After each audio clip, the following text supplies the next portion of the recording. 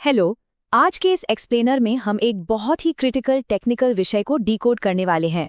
फरवरी 2026 का Google discover core update और link trekking में हुए हालिया बदलाव। डिजिटल पब्लिशर्स, एसईओ एक्सपर्ट्स और टेक्निकल स्ट्रेटेजिस्ट के लिए ये एक बेहद महत्वपूर्ण ब्रीफिंग होने वाली है। हाल ही में गूगल के इकोसिस्टम में कुछ ऐसे ऐतिहासिक बदलाव हुए हैं जिन्होंने कंटेंट विजिबिलिटी और यूजर प्राइवेसी के पुराने नियमों को पूरी तरह से पलट कर रख दिया है। एक टेक्निकल कंसल्टेंट के नजरिए से आज हम इन बदलावों की गहराई में जाएंगे ताकि लॉन्ग टर्म स्ट्रैटेजी तैयार की जा सके। तो चलिए शुरू करते हैं। आज के हमारे इस एक्सप्लेनर का एजेंडा कुछ इस तरह है। सबसे पहले हम सर्च और डिस्कवर के बीच हुए स्प्लिट को समझेंगे। फिर देखेंगे कि लोकल पब्लिशर्स के लिए नए रैंकिंग सिग्नल्स क्या हैं। इसके बाद शेयर गूगल ट्रैकिंग कंट्रोवर्सी पर बात करेंगे। फिर मैक्सिमम विजिबिलिटी के लिए कंटेंट को अपडेट करने का एक स्ट्रेटेजिक ब्लूप्रिंट देखेंगे और आखिर में इस लिंक ट्रैकिंग से ऑप्ट आउट करने का तरीका जानेंगे। चलिए सीधे पहले सेक्शन पर आते हैं। The search and discover split, a new algorithmic era. देखिए, इतिहास में पहली बार गूगल ने किसी कोर अपडेट को पूरी तरह से सिर्फ डिस्कवर फीड पर फोकस किया है। इसका मतलब है कि सर्च और डिस्कवर अब दो बिल्कुल अलग अलग प्रणालियों की तरह काम कर रहे हैं। एक तरफ हमारा सर्च एल्गोरिदम है जो पूरी तरह से क्वेरी बेस्ड है, यानी जब कोई कुछ टाइप करके खोजता है। लेकिन दूसरी तरफ डिस्कवर एल्गोरिदम पूरी तरह से यूजर के इंटरेस्ट पर आधारित है। ये प्रिडिक्टिव है और सबसे बड़ी बात, ये कंटेंट की फ्रेशनेस और विजुअल सिग्नल्स पर बहुत ज्यादा निर्भर करता है। सीधी सी बात है, अगर कोई वेब पेज सर्च में नंबर 1 पर रैंक कर रहा है तो अब कोई गारंटी नहीं है कि वो डिस्कवर फीड में भी दिखाई देगा। गेम के रूल्स अब बिल्कुल बदल चुके हैं। इस डेटा पॉइंट से ये बात और भी साफ हो जाती है। अगस्त 2024 और फरवरी 2026 के अपडेट्स को अगर हम कंपेयर करें तो अंतर एकदम स्पष्ट है। 2024 का अपडेट पूरे सर्च इकोसिस्टम के लिए था और उसका फोकस हेल्पफुल कंटेंट पर था। वहीं 2026 का अपडेट सिर्फ और सिर्फ डिस्कवर फीड के लिए है, जिसका पूरा फोकस फ्रेशनेस और विजुअल्स पर है। पहले जहां लोकल सिग्नल्स की अहमियत मॉडरेट यानी मध्यम थी, वहीं अब ये बेहद स्ट्रांग हो गई है। और इमेज स्टैंडर्ड्स, उन्हें तो अब एक अलग ही लेवल पर सेट कर दिया गया है। अब बढ़ते हैं दूसरे सेक्शन की तरफ। New signals for local edge, कैसे छोटे पब्लिशर्स नेशनल ब्रांड्स को टक्कर दे रहे हैं। 1200 पिक्सल्स। जी हाँ, इस नंबर को अपने दिमाग में अच्छे से बैठा लीजिए। डिस्कवर फीड में बने रहने के लिए ये एक बहुत ही सख्त नियम बन चुका है। आपकी इमेजेस कम से कम 1200 पिक्सल चौड़ी होनी ही चाहिए। अब वो जेनेरिक स्टॉक इमेजेस का जमाना गया। उनका इस्तेमाल करने से आपकी विजिबिलिटी के चांसेस लगभग खत्म हो जाते हैं। अब ओरिजिनल हाई रेजोल्यूशन तस्वीरें और कस्टम ग्राफिक्स ही आपको आगे ले जा सकते हैं। और सच कहूं तो लोकल पब्लिशर्स के लिए ये किसी गेम चेंजर से कम नहीं है।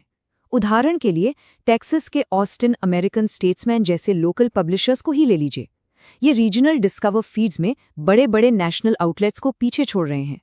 नया एल्गोरिदम जियोग्राफिकल रेलेवेंस को, यानी स्थानीय प्रासंगिकता को बहुत ज़्यादा वेटेज दे रहा है।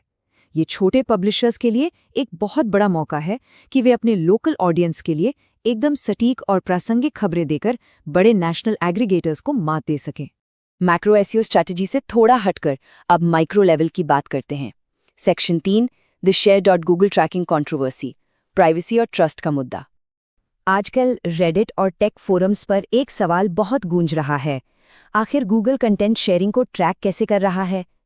हुआ ये है कि जब लोग अपनी मोबाइल फीड से कोई आर्टिकल शेयर करते हैं तो ओरिजिनल यूआरएल की जगह एक शेयर.गूगल लिंक जेनरेट हो जाता है। ये क्रोम कस्टम टैब्स के जरिए लागू किया गया एक नया ट्रैकिंग मैकेनिज्म है जिसने कई लोगों की भौहें चढ़ा दी हैं। इस बदलाव की वजह से एथिक्स और प्राइवेसी को लेकर एक बड़ी बहस छिड़ गई है। क्रोम कम्युनिटी के एक यूजर का ये रिएक्शन देखिए।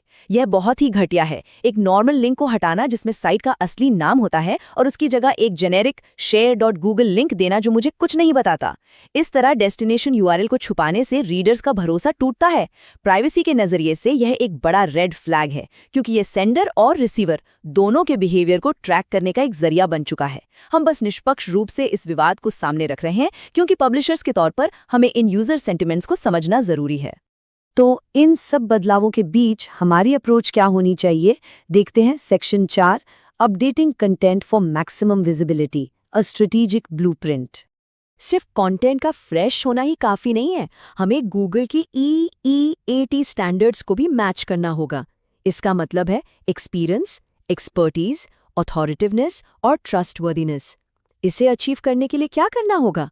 अपने रियल वर्ल्ड प्रोजेक्ट्स और अनुभवों को साझा करें, ऑथर्स के बायोज एकदम क्लियर रखें और उन्हें लिंक्डइन या ट्विटर जैसे क्रेडिबल प्रोफाइल से लिंक करें। अपनी इंडस्ट्री के जाने माने आउटलेट से मजबूत बैकलिंक्स हासिल करें और हाँ, अपने आर्टिकल्स में जो भी दावे करें उन्हें प्रतिष्ठित और पारदर्शी सोर्सेज से बैकअप जरूर दें। टेक्निकल एसईओ टीम्स के लिए ये एक सीधा 4 स्टेप्स का ब्लूप्रिंट है। स्टेप 1, अपने पुराने और बेहतरीन आर्टिकल्स को नई इनसाइट्स और नए टाइम स्टैम्प्स के साथ अपडेट करें। स्टेप 2, बोरिंग स्टॉक इमेजेस को हटाएं और 1200 पिक्सल से बड़ी ओरिजिनल इमेजेस का इस्तेमाल करें। स्टेप 3, अपने कोड में max image preview large Meta tag लगाना बिल्कुल ना भूलें, वरना आपकी बड़ी इमेजेस डिस्कवर में ढंग से नहीं दिखेंगी। और स्टेप 4, मेक श्योर कि आपके web pages core web vitals को पास करें। खासतौर पर पेज लोड टाइम 2.5 सेकंड से कम होना चाहिए। और अब आज के एक्सप्लेनर का आखिरी हिस्सा, section 5, opting out of link tracking, reclaiming control. अगर कोई प्राइवेसी को लेकर चिंतित है और इस शेयरिंग ट्रैकिंग से बचना चाहता है, तो एंड्रॉयड पर इसे बंद करने का तरीका ये रहा। स्टेप 1, अपने डिवाइस पर गूगल ऐप खोलें और ऊपर अपने प्रोफाइल अवतार पर टैप करें। स्टेप 2, सेटिंग्स में जाएं और वहां अदर सेटिंग्स को सेलेक्ट करें। स्टेप 3, लिस्ट में shorten links to web pages वाला ऑप्शन ढूंढें। और स्टेप 4, बस इस टॉगल को ऑफ कर दें। इसे बंद करते ही क्रोम कस्टम टैब वो ट्रैक्ड share.google लिंक्स बनाना बंद कर देगा और ओरिजिनल यूआरएल शेयर होने लगेगा। तो इस पूरे एक्सप्लेनर को खत्म करने से पहले एक सवाल जो हम सबको खुद से पूछना चाहिए। जैसे जैसे एल्गोरिदम्स हमारे लिए हाइपर पर्सनलाइज्ड होते जा रहे हैं और हमारी शेयरिंग को हाइपर ट्रैक किया जा रहा है, नया कंटेंट खोजने की सुविधा और हमारी डिजिटल प्राइवेसी को बचाए रखने के बीच का सही बैलेंस आखिर कहाँ है? ये पब्लिशिंग इंडस्ट्री और हमारी डिजिटल फ्यूचर के लिए एक बहुत बड़ा सवाल है। इस पर जरूर विचार कीजिएगा। आज के इस टेक्निकल एक्सप्लेनर में हमारे साथ जुड़ने के लिए बहुत बहुत धन्यवाद।